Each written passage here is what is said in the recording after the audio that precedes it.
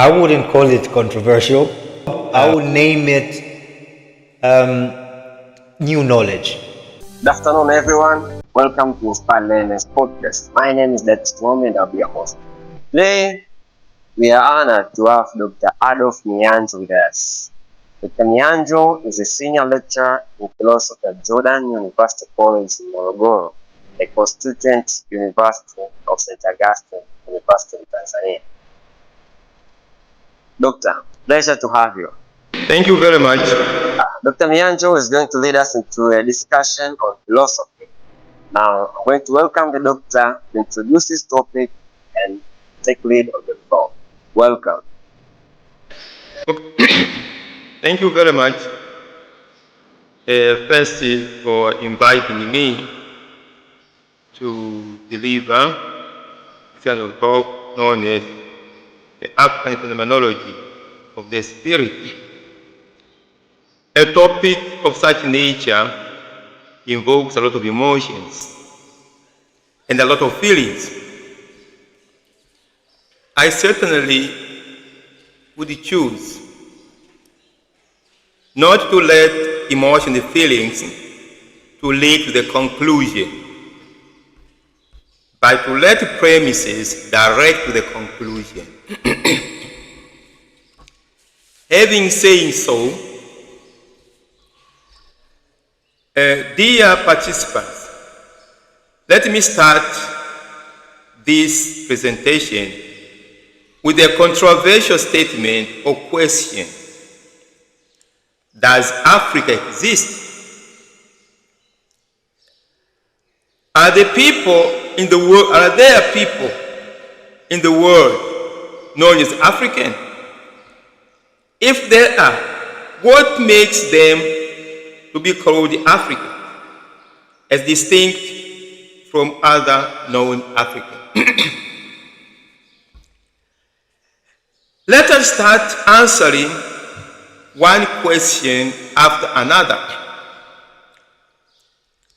The first question: does Africa exist? I assume we answer the question by advancing a negative response, that Africa does not exist.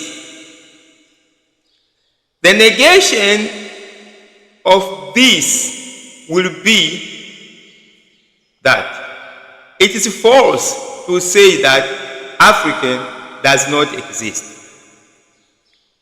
Suppose you accept the proposition that Africa does not exist. This would equally mean that there is nothing known as an Africa. This negation denies only the existence of a thing known as Africa, but does not necessarily deny the existence of the people known as African. It is possible that even if there is no entity known as Africa, African exist. Where do they exist? This would be another question.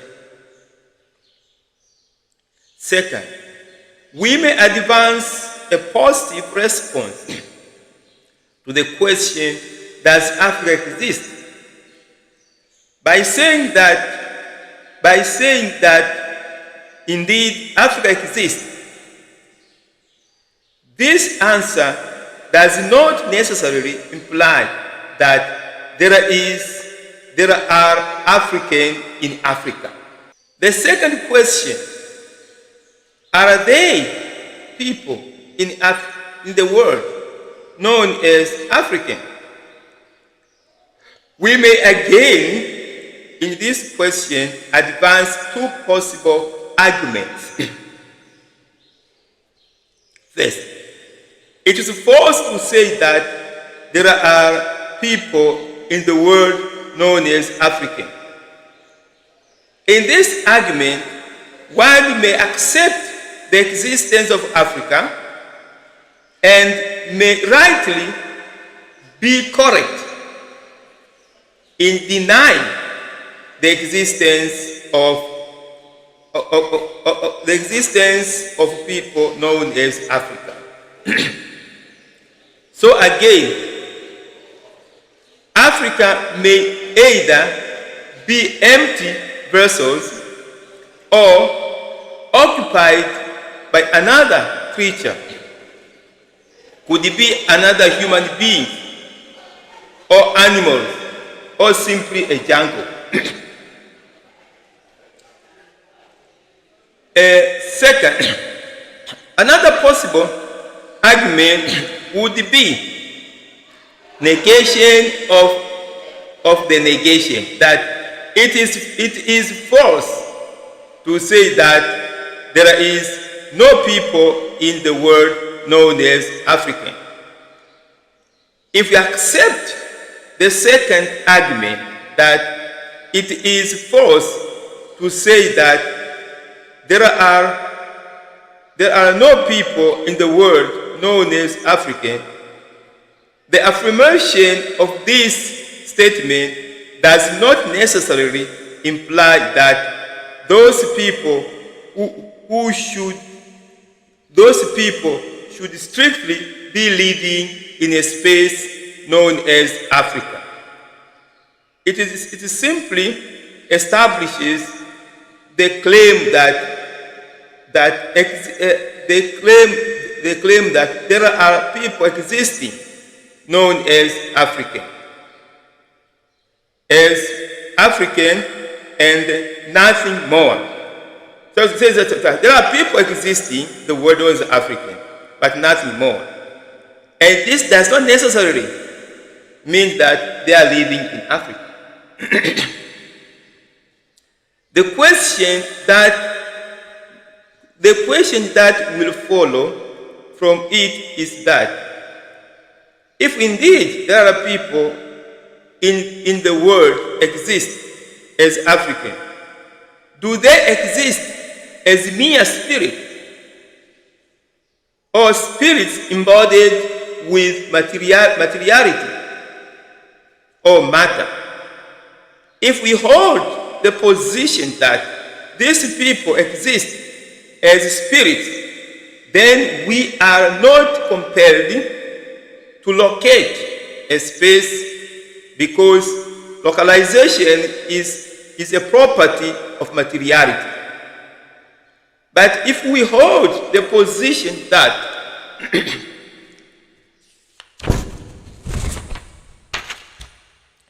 an African is a human being embodied with corporeality or matter or materiality, then we are compelled to locate a space.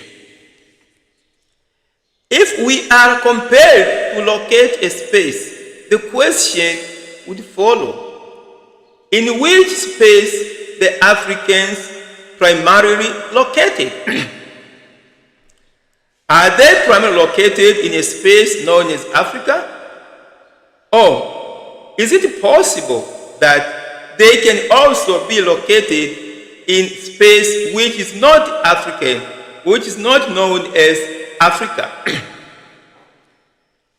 In this case, the class term of African is not limited or bounded to a strictly in a particular space known as African. If that is the case, it is logical to assume that to be African does not necessarily mean to be living in a space known as Africa. If we accept this conclusion,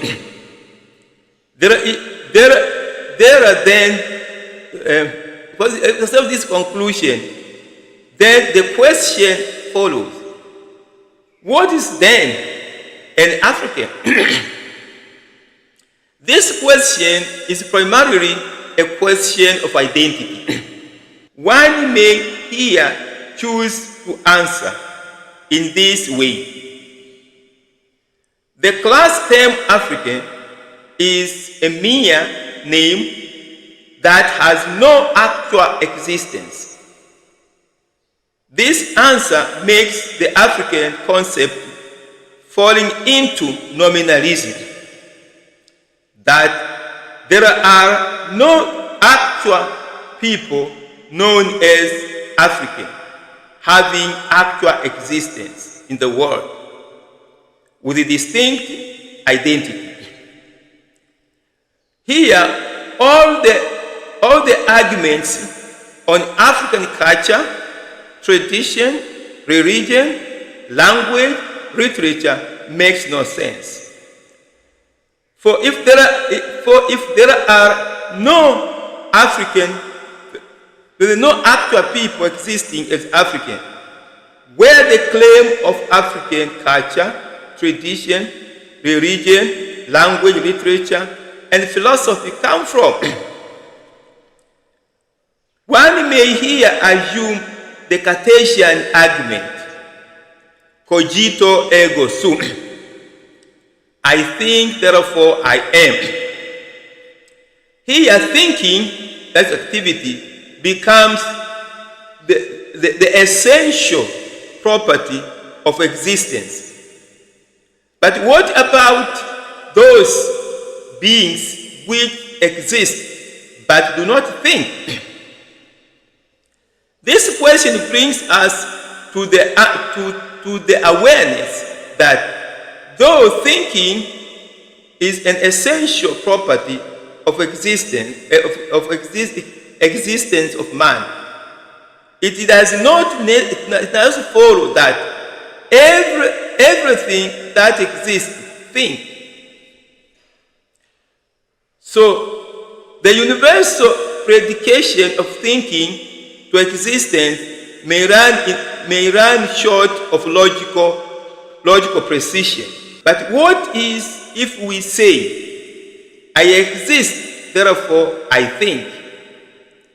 Here, the notion of thinking is derived from the notion of existence. This statement presupposes that all existing things think.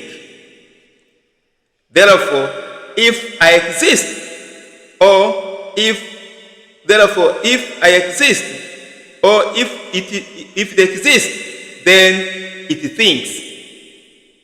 The question here comes, is it to think is a necessary condition to be?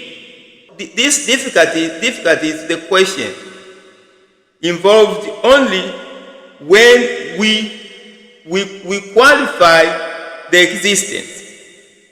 That by saying that I think, therefore I am, or exist, I here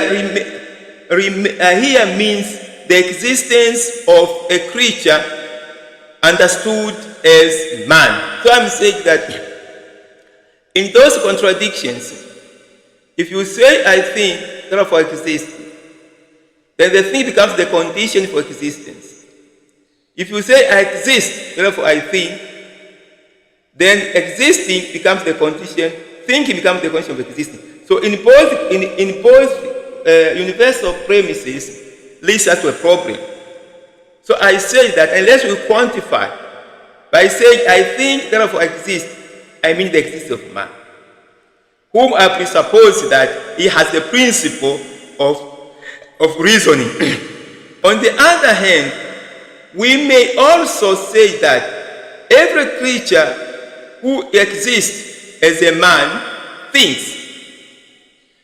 In this case, to say that I think, therefore I am, the thing therefore I am would qualify to the existence of man.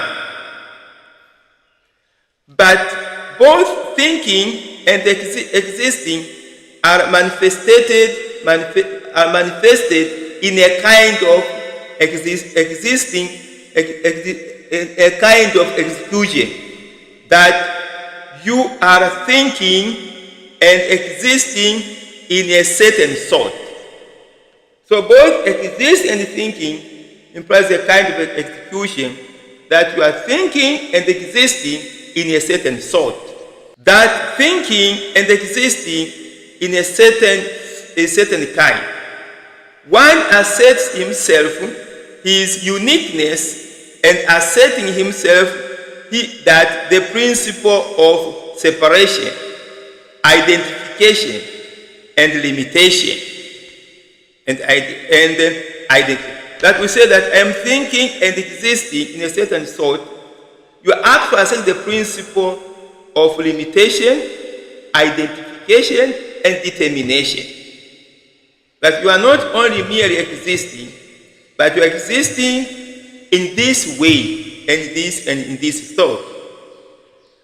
I do not only think, I do not only exist, but I think and exist in a certain thought.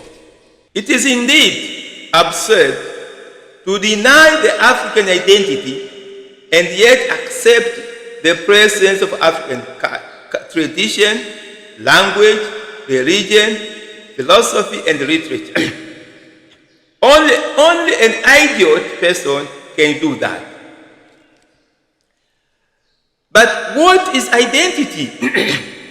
Identity is defined by Aristotle as a thing's own coincide with itself.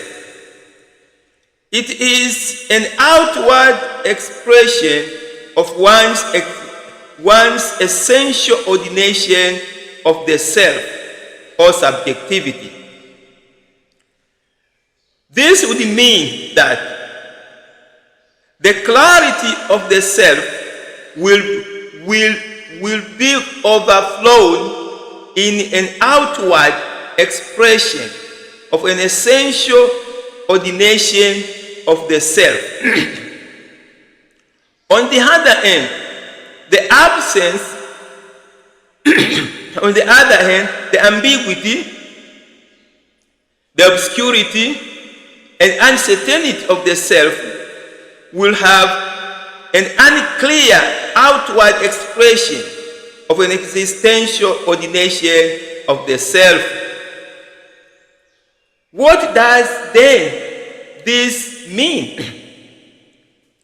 This simply means that reality is in the consciousness of, just in the consciousness or is the cognitive act. So reality is the consciousness or is in a cognitive act. This would then tell us that intelligence is in execution. It is the execution that is to say that one portrays his or her identity in execution. In execution, in execution, there's a coincideness between the self and the product of the self. Karl Marx stated that identity is in the production. It is in what you produce which carries your identity. The clarity of identity carries the presidency to the clarity of contradiction, the benchmark of human reasoning. It is in the clarity of your identity that embodies the clarity of your contradiction. Exactly, you are what you are. And knowing what you are exactly be able to know what you are not.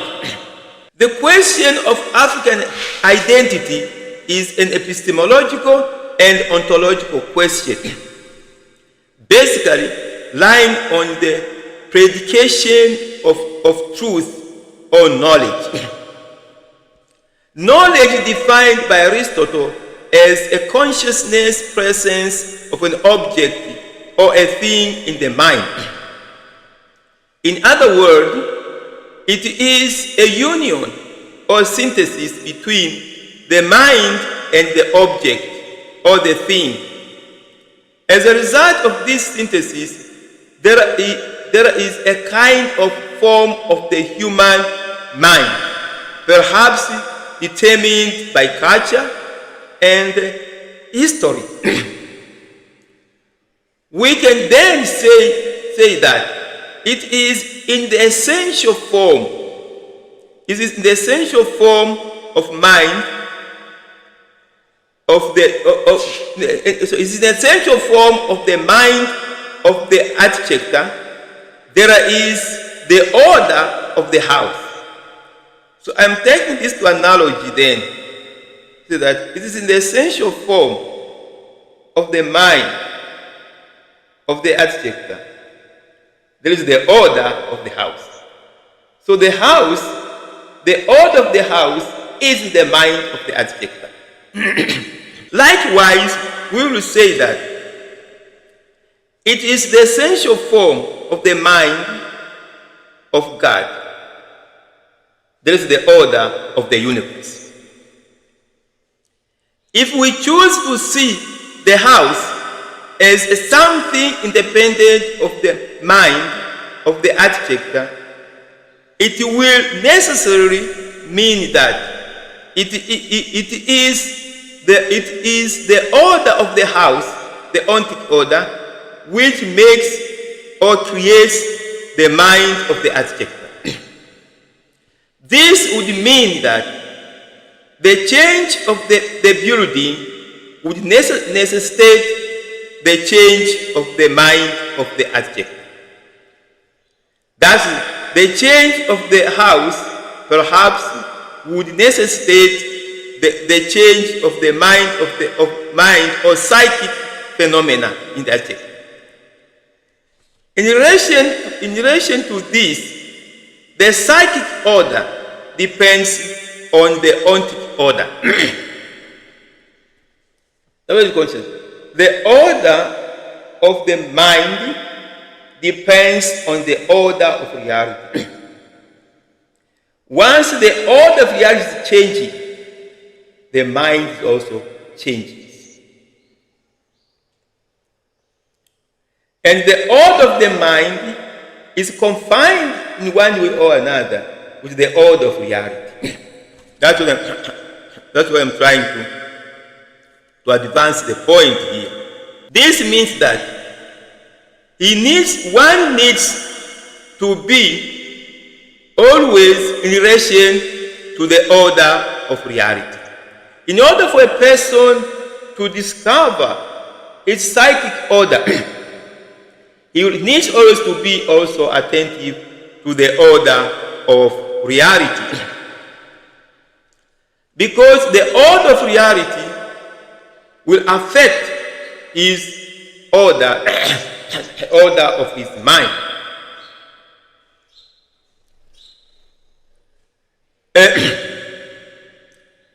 What does it actually imply now to the process of human thinking? The process of human thinking then would be a person would think the form of the mind that the person has is in close relation to the form, the order, the ontic order. And the language that is going to speak reflect both. Reflect his ontic order, reflect his psychic order, and also to reflect this too.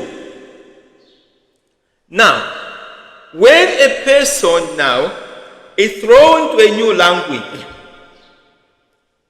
is automatically aborted from the ontic order. Is aborted from the ontic order because in these relations there is feelings and action. Now, when one is aborted to the ontic order, is also aborted to the feelings. Is also aborted to action. And there is no way one can act. No way one can act without having a feeling. Now I'm trying to say that if there's a clarity of the identity, there's a clarity of the ontic order. There's also clarity in the language. There's also clarity in the value. If one is separated from his ontic order, is also separated from his identity, because it is drawn from there. He forms from the principle of abstraction. He gets the form from experience. And from experience, he forms the unitary world in his mind. It's that unitary world that allows him to understand the world around him. The phenomenologists like Husserl would say consciousness is the production of culture and history. And culture and history is confined within space and time. So the way I created the world, the way I create reality, and the way I draw feeling from that, which reinforces me to act, will depend largely the way how much my language connects me to my ontic order.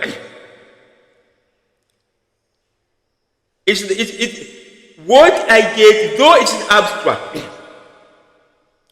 but that abstract, the form is abstract. That form does not come from heaven. That form is related to reality, to which I encounter every day.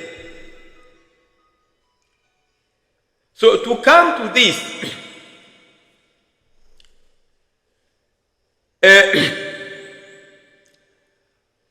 denying the first state, denying Africa does not exist, does not mean that denying Africa. By denying Africa do not exist, does not mean that denying the existence of Africa. So I may deny the existence of Africa, but yet accept with Africa. That runs into contradiction. But the other side, I may affirm the existence of Africa without affirming the existence of Africa. I may affirm the existence of the existence of Africa. Now, what is then Africa? Can we confine Africa in a certain space? If I can affirm this Africa without, if I can affirm the existence of Africa without affirming the existence of Africa, means that it's possible there may be Africans who are not in Africa. But suppose they say that by African I mean a black person. And Africans is a black person. In this proposition, I'm only saying that an African is whoever a black person is an African. But that state does not exclusively, does not mean that, means that there is possible to have a black person who is not an African.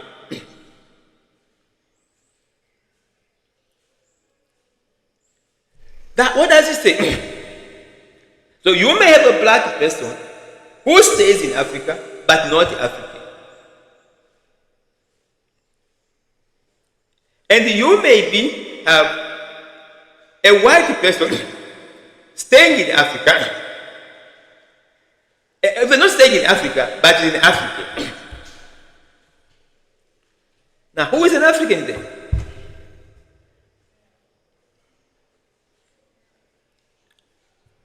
I am saying that an African, the person, regardless of their location, regardless of their color, is the person who shares, who is constantly in touch with a reality of a certain sort. That certain sort of reality, that certain sort of reality is that provides a principle of exclusionism. The principle of identification. Now, I am also asserting a proposition that without being clear to identity, you never be clear to contradiction. Because identity follows from the contradiction follows. If I affirm all Africans are clever, contradiction, in order me to understand the contradiction of my thought, I have to be clear without any obscurity, without any cloudiness. Who am I as an African? Then, from there, I'll be able to understand that what am I not and what am I not, or what am I not. I'm going to the point that the principle of contradiction, the most difficult principle that requires huge attentiveness of the mind. Contrary is easier, because in the contrary, you are denying the quality alone. If I say all Africans are clever, then I say no African is clever. The quantity remains the same, only the quality. So the task of the mind is less.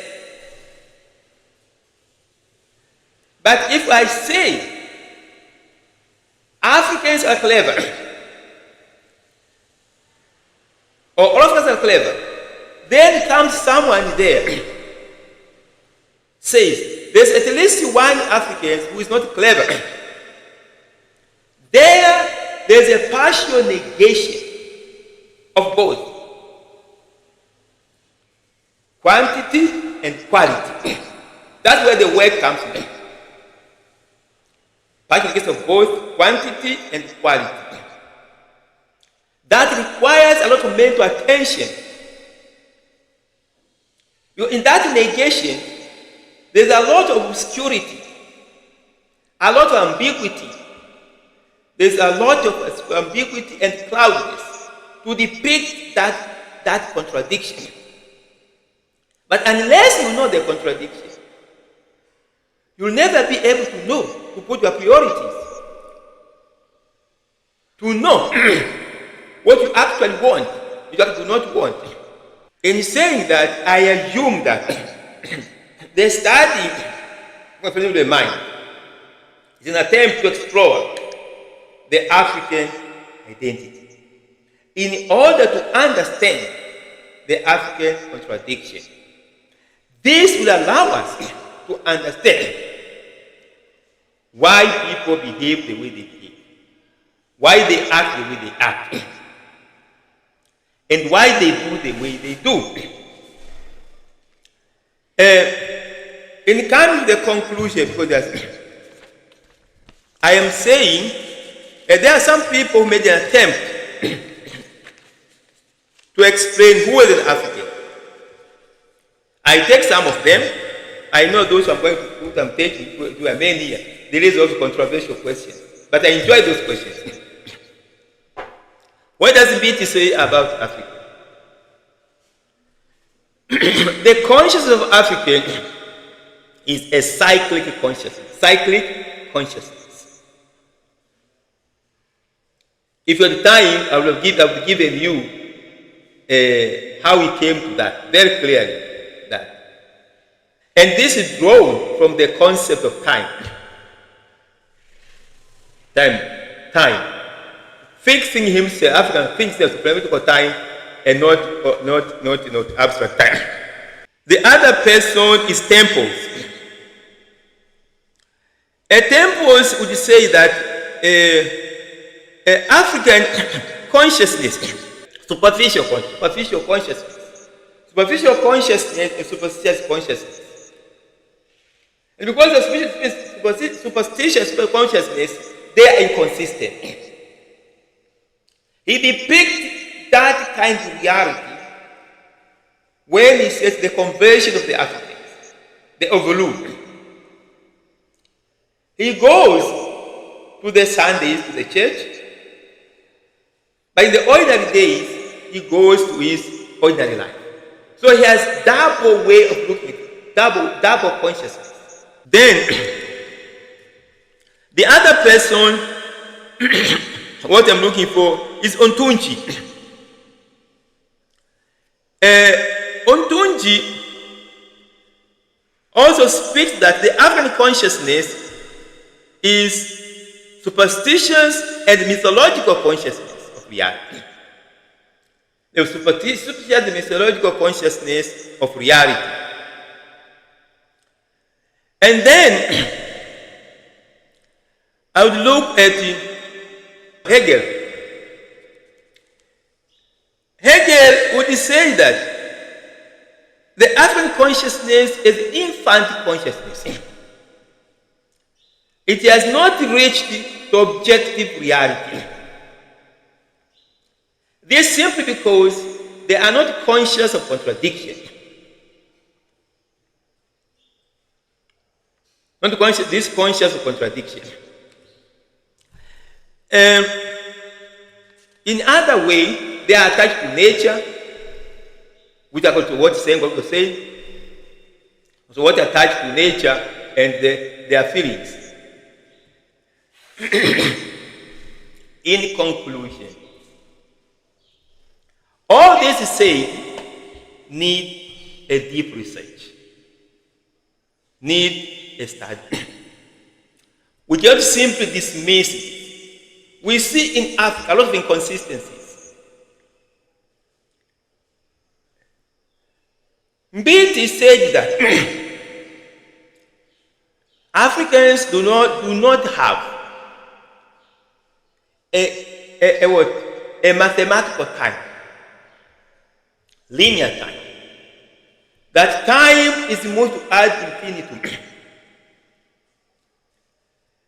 This, when you look at this will reflect our planning. Most of our plannings are of short-term answers. We do not have a long-term planning, completely in Africa. We want short-term solutions.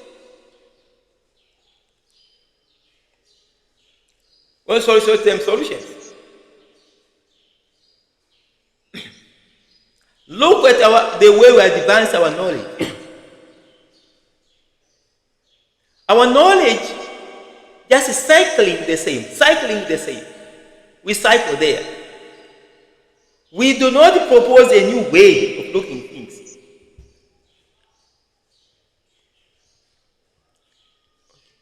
Look at the way we have resistance to democratic thinking. Our mindset seems to have a resistance to democratic thinking. We talk democracy, but we do not do democracy. Because our psychic formation is resistant to democratic thinking. What does it mean? It's resistance to open possibilities. We are stuck to what we know, we knew before, and we know now, and back what we knew before. Okay, so this paper is very big. Thank you very much. At least this question. Welcome.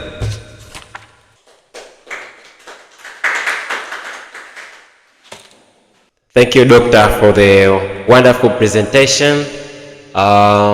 If I heard you well, you presented on the African phenomenology of mind. It has been a controversial topic, of course, having coming from what already thinkers like Hegel presented on the phenomenology of mind, and you are presenting specifically on African phenomenology of mind, or phenomenology of an African mind. Then I will open space for others to ask and interact, but perhaps I can start. Maybe I'll begin with my question that Hegel presented the phenomenology of mind in stages. Maybe are there any stages you found out in the phenomenology of an African mind? Thank you. Welcome. Yeah.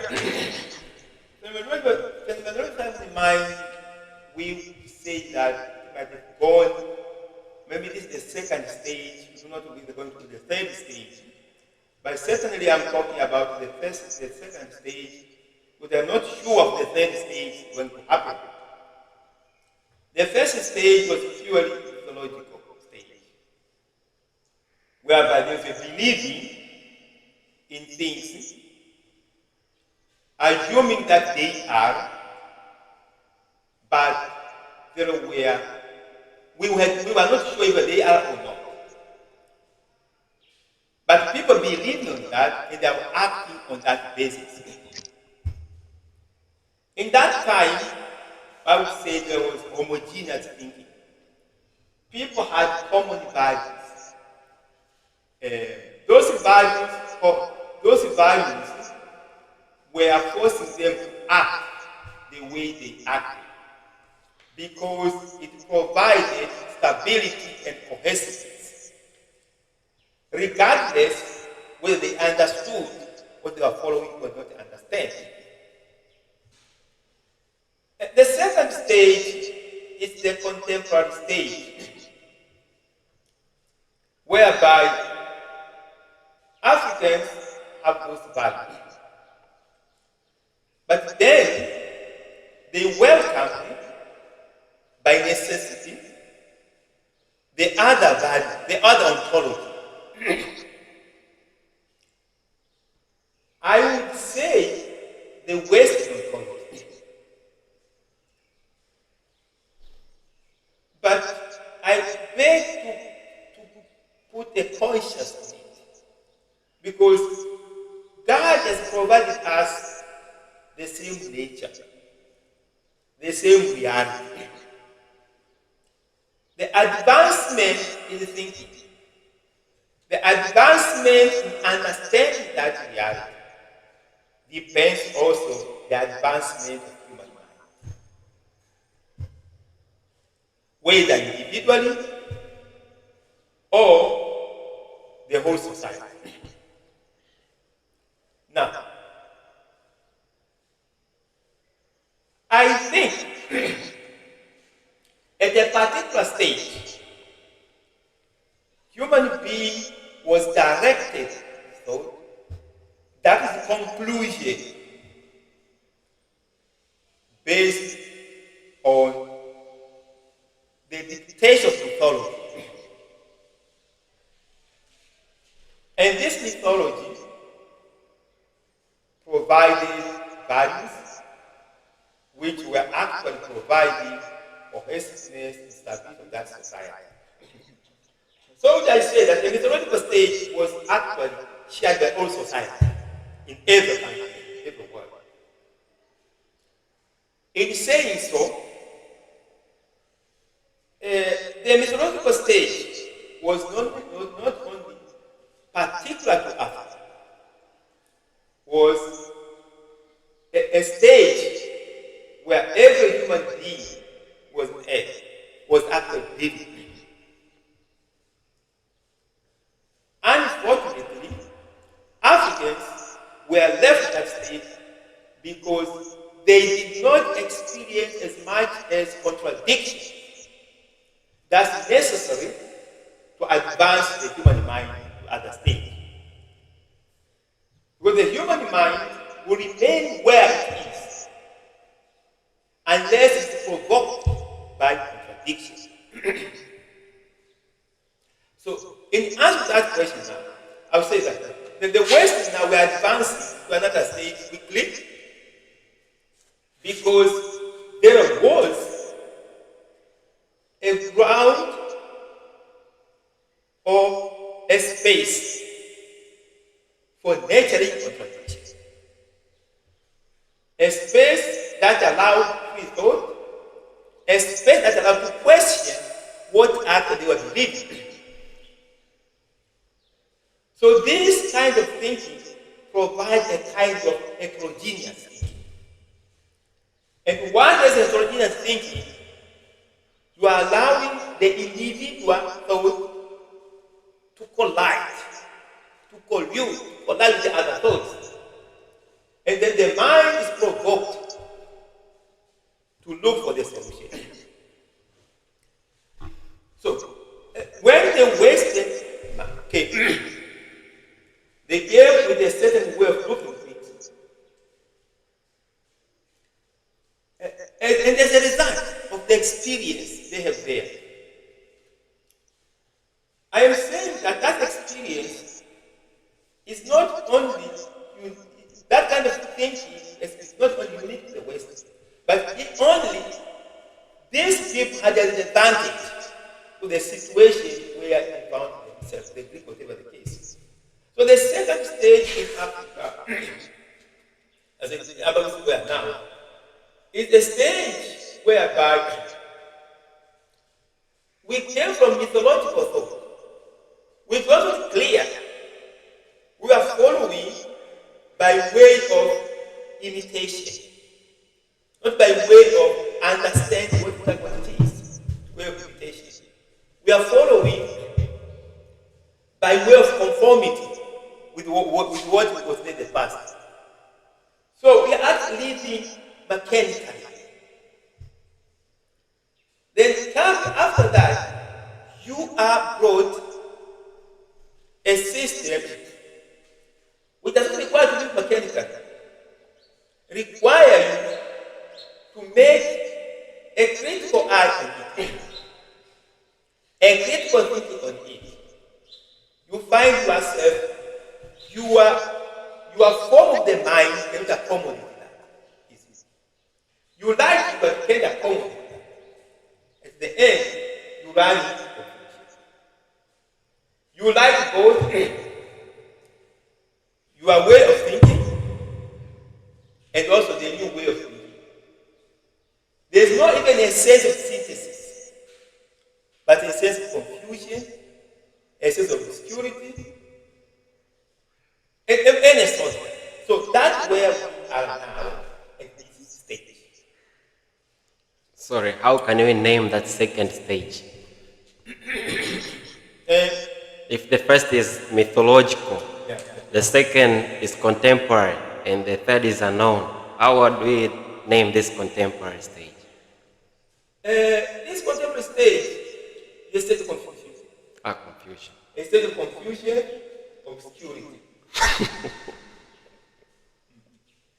Confusion and obscurity. And this confusion of the mind, obscurity of the mind, goes to the way we look at things, the way we get things. We always want to fix those things the way we think, but the way things are moving forward. So we are pushed this way, this way, this way, this way. Yeah. So the state of confusion. Yes. Thank you very much. And the third is unknown. The third is unknown. What can be predicted? confusion, there will be a search for clarity. As there's the emergence of African intellectuals who will dare to see why is that confusion? Why is that obscurity? Is it true that we are not conscious of contradiction? If we are not conscious of contradiction, why we are doing this? Because intelligence is an execution. The way we execute things, it appears if we are not conscious of the contradictions. The way we execute things, but we are not conscious of identity. The way we execute things, but we are not conscious of what we exactly want. Exactly what we want. And which plan can fit into us from our strength and weakness. You can't discover your strengths and weaknesses unless you know who you are. Thank you very much. Thank you very much, Doctor. Now I provide space for other colleagues to ask. Thank you very much, Dr. Mihanjo, for the presentation. I wouldn't call it controversial. I would call it, I would name it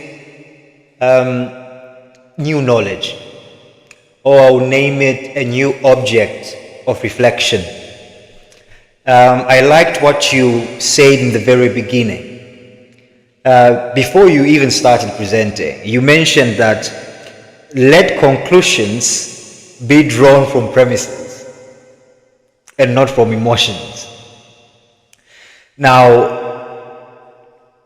do you think that in the stage that you claim we are present at this moment, which is the confusion stage as you mentioned, do you think such a stage is a conducive environment for the making of use of emotions to drive conclusions?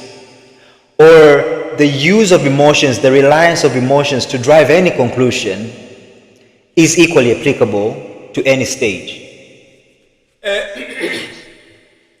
First, I would like to answer your first question. Let me ask you one question. What draws you the emotion of certain lady?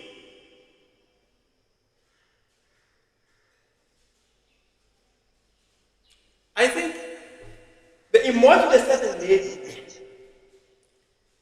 is because of the ideation, because of the value that is the mind. Because values are in the mind.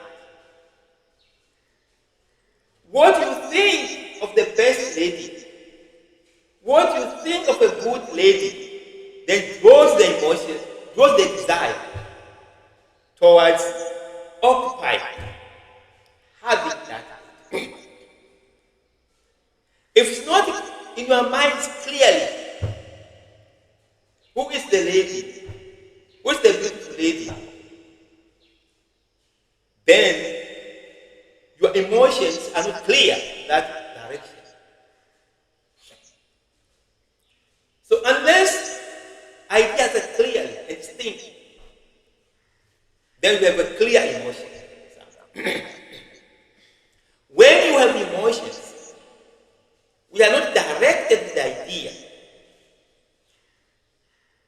becomes an unordered, an unorganized emotion. And the emotions that does not actually give you a consistent, a persuasion. So I would say that it's not easy to draw towards certain emotions if you have not clear. Look, for instance, if you have no intellectual value within, which is within your idea, according to the idea, you will not cherish intellectual things. You will not want to feel compelled to go into that. Now, Um, when that value is clear and distinct, there's consistency. But when those values are not clear and distinct, there's cloudiness, there's ambiguity, and you are not consistent.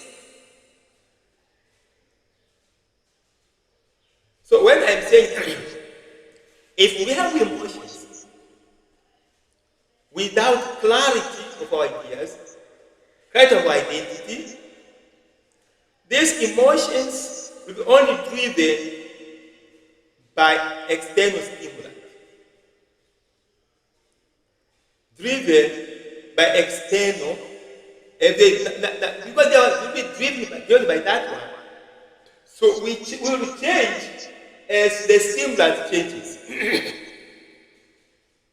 Of course, you can change by stimulant changes by reflection. But you can change the stimulant changes because simply by feelings, which is not directed by clarity of the thought. Not directed by intellectual clarity. Not directed by the clarity of the thing that it is. That may be able to answer. Just as the former contributor said, your topic is very important and reflects most of the debates which we have now in Africa. What I may say is that such topics or such presentations may actually, even by virtue of emotions or by virtue of making a conclusion from premises, we may either draw a conclusion which is either pessimistic or optimistic about Africa. And most of such topics, what I have seen across is that to the large extent, we may either be optimistic about ourselves and being pessimistic about others who are not Africans. Or we may either be so pessimistic about ourselves and be so optimistic about others. What do I mean is there is the need to understand the identity of an African, but to go beyond understanding our identities, so that we may not understand our identities for their own sake. An African has an advantage of integrating with people of different cultures. If you compare an African and an Asian, there is something to be proud of with the experience that an African has. He has interacted with the people almost of every race compared to how Asians did. But unfortunately, my worry is an African, regardless of having this privilege of interacting with people of different cultures, he has not made enough critical reflection of the potential values that he has experienced from all these different cultures, and to integrate with his own experience, such that he has entangled himself either to embrace his own values and neglect the values which he has seen in others, or he has neglected his own identity, his own values, and be in search of the values of others. So in that struggle, we may either consume the identities of others and neglect our own identities, or just feel sufficient in being just what we are and neglect others. So under that, my contribution, I would draw from Mandela. who once said that we do not care whether the cat is white or black as long as it can catch the mice. And what he meant by that, in the struggle of understanding an African and his values, he had the view, or he had the standing that for Africa to benefit, for an African to benefit from his own potentials and from the potentials of all these others whom he has interacted with, it's important not to bother whether the value which we should embrace had been imposed by Africans themselves or had been imposed by foreigners. But what is so important is to take every positive values of whatever culture and make it ours, as long as that value may be used to respond to the needs and problems of Africans and make them understand better their potentials, then that's the way forward. And by doing so, we may not only be in search of understanding our identities for their own sake, but we will understand them for the sake of discovering our potentials. Even as philosophy is concerned, the knowledge of the self is not for its own sake, but is for the sake of understanding better our potentials, discovering them, and finding the way out of executing them so that we may respond to our needs and problems. By so doing, I think we may understand better our identities. That's just my contribution. Thank you and congratulations for the presentation. Thank you very much for the but what we say, it needs back to the issue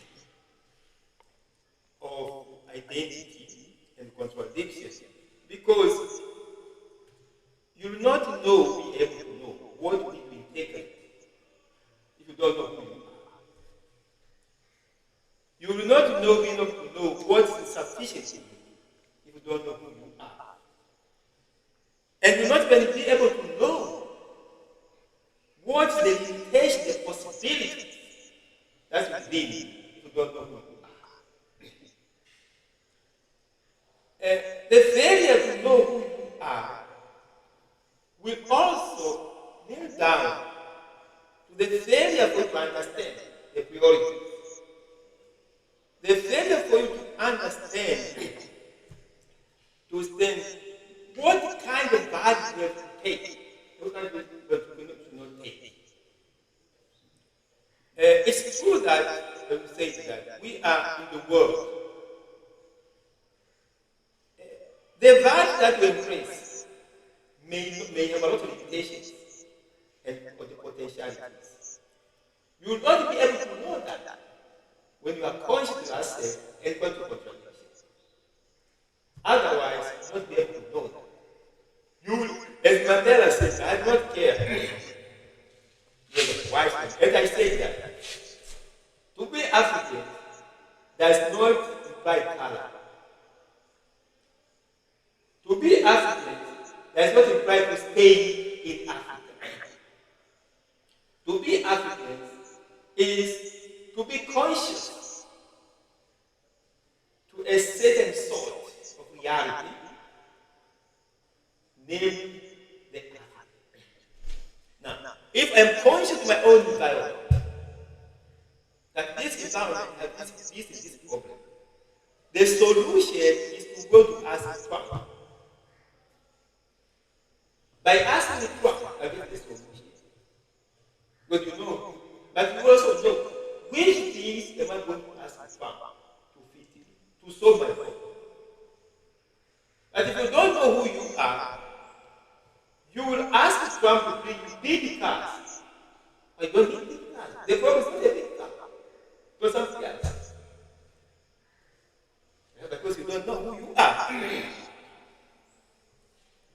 If you don't know who you are, I dare you, you will not know the difference between you and the other. Taking that but that was correct. Saying that I don't care whether you are white, you are black. After it's bad by idea. To be African is not the debate of Africa. To be African is not the debate of being staying in Africa. To be African is not the debate of even a person is white color to be an African. If he's conscious, is troubled by the reality of certain people who share the way of thinking. And you see there's a trouble there. There's opportunity there. There's limitation there. How can we explore? Let's explore their consciousness of who they are. And be able to determine the opportunities and their limitations. Thank you very much. Thank you very much for the wonderful Q&A. I don't know if you have some contribution. Okay. Yeah, just a minor contribution. This discussion has been very fruitful. As my brother Msimbe was speaking here, it made me think, as well. He mentioned that as long as something is beneficial, as long as something is valuable, let's make use of it for our own advantage, But I kept on thinking as he was speaking, I might see something is valuable, meaningful to somebody out there. And I see it being meaningful to somebody out there, and that somebody has manifested the meaning and the value out there, but I have confirmed or I have affirmed that it is meaningful in the context of how it is happening there. Sometimes we may forget that we see the advantage that somebody is experiencing, but we forget that there are so many things happening in the background, such that when we choose to do the same thing that that person is doing in our own environment, it fails. Context, or what Dr. Mihanjo was saying here, identity. Identity is an aspect of context. So I think it's very important. It's not bad to appreciate the good that's happening in somebody else's environment and wish that the same good be manifested in my own environment. However, I think there are background details that we also need to understand, so that when we pick whatever producer of good that we had experienced from somebody and keep it, plant it in my context, then it may flourish in the same magnitude as it had flourished that other person or beyond that. Now, in order for the thing to flourish in my own environment, I need to understand myself.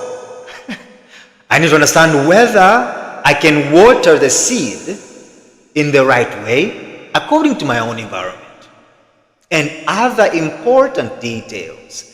So at the end of the day, I think what Dr. Mihanjo has been saying and what Msimbe has been saying can come together, can be synthesized.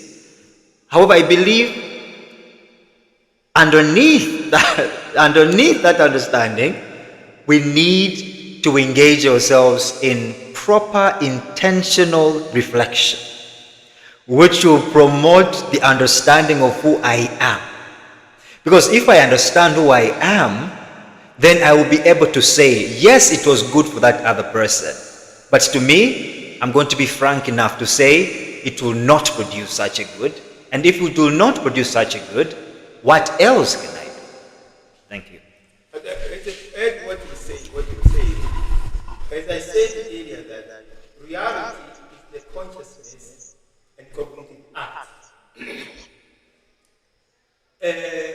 We should not only see reality as it is, consciousness, but we also follow the cognitive act process. How did that person acquire that consciousness, reality? If possible, we can follow the same cognitive act, not produce that consciousness. For instance, if you see, say, maybe a country that has used Platonic way of thinking to inject education, a reflective education system, but we should also create, before we get that, create an atmosphere of open-mindedness to people, an atmosphere of discourse, atmosphere of accepting heterogeneous mode of thinking, it's democratic thinking, an atmosphere, people being curiosity to ideas. When we get prepared, we were prepared for the condition of Platonic idea to work. Look now, we take a education system that does not work, it doesn't work. Because we are importing the idea, but without reflecting on their cognitive act. That builds that consciousness, their cognitive process. So why we take the idea, but we leave the very foundation of that nature of that idea. At the end, you meet a so-called psychic resistance for that idea to work. Oh, thank you very much, Doctor. The topic is very interesting and raises questions, raises interesting things to contribute. For example, on the side of context, I had a lot to think about. For example, one person said, one politician in Tanzania once said that we have to find out our own kind of democracy of Africa. If democracy is the universal value, then Africa could have its own kind of democracy. And I was like, how is that? Democracy is the universal value, and they said an African kind of democracy. So, but I think it calls upon reflection that there are things which are contextual to Africa and underlying our identity and most of the values we cherish. Thank you very much. We can keep on reflecting as we meet outside and engaging in this topic of African phenomenology of mind. Thank you very much, and we can conclude with a word of prayer. Most high, glorious God, enlighten the darkness of my heart and give me true faith, certain hope, and perfect charity, sense of knowledge, Lord, that I may carry out your holy and true command. Amen.